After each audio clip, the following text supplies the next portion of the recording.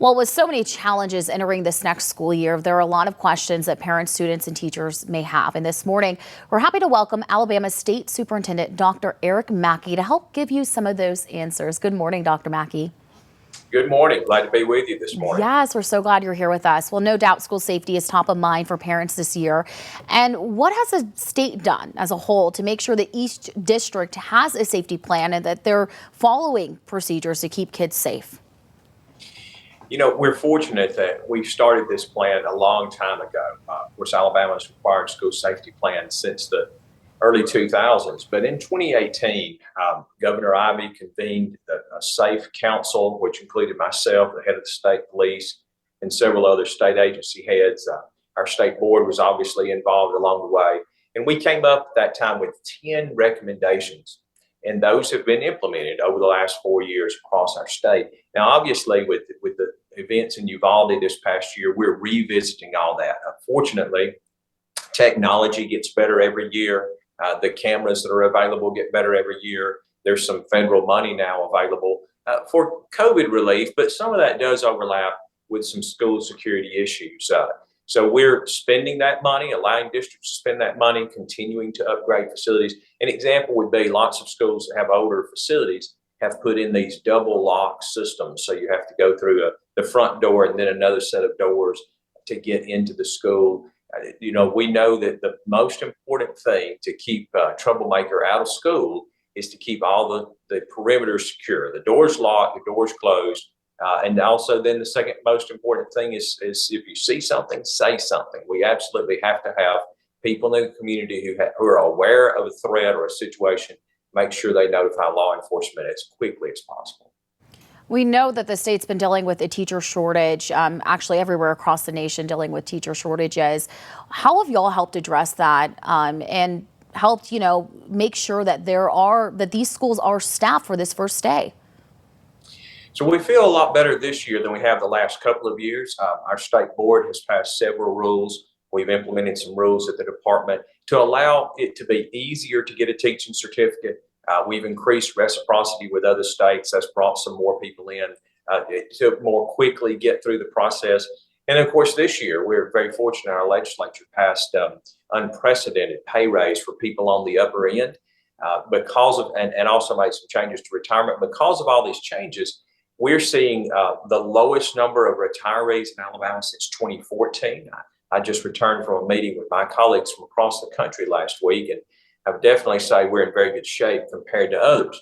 Now, we're still in a labor market crisis, and so we're still seeing some shortages in the classroom, especially in rural areas. But we're also seeing shortages in bus drivers and even school cafeteria workers and other folks that traditionally have been a little more easy to fill because we find a lot of folks applying for those jobs.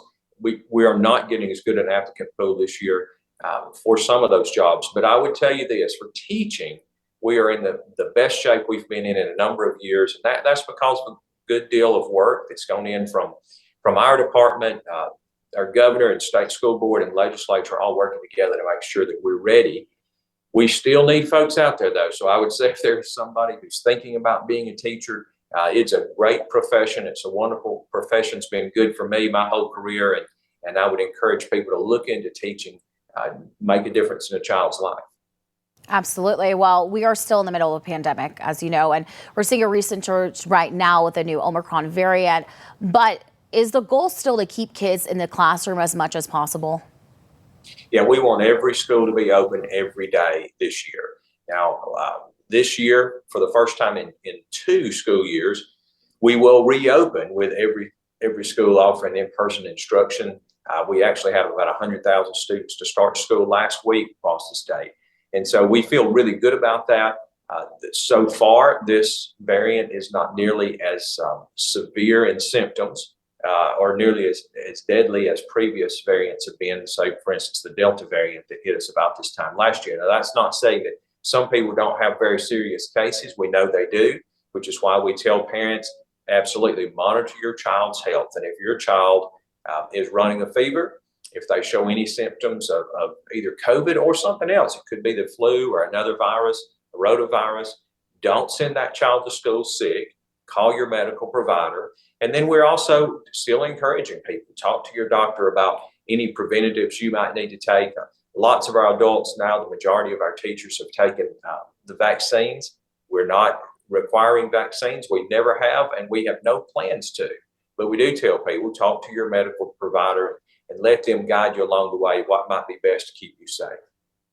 I do have one more question for you. I want to talk a little bit about the Literacy Act. You all shared data with us about a month ago that close to 12,000 third grade students are not reading at their grade level.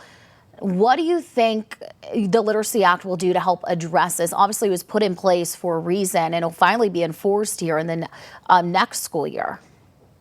Yeah, we're very excited about the work going on in our schools. So since the passage of the Literacy Act and then the Budget Act that followed that with a good bit of money that allowed us to hire teachers to train as coaches and go into all of our elementary schools across the state. So this year, for the first time, those literacy coaches in elementary schools are going to be fully funded by the state.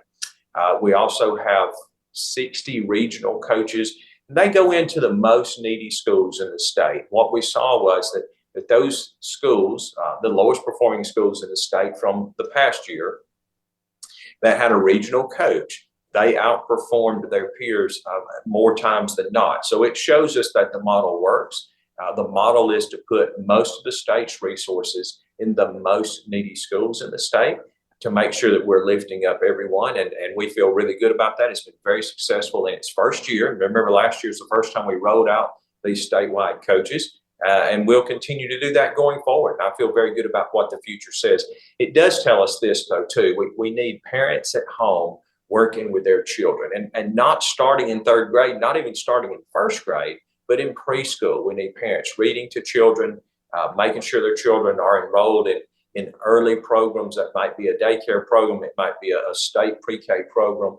It might be that you just get a program where you're reading to your child at home. But we need to make sure that people are engaging their children in preschool so they come to school ready to start learning to read.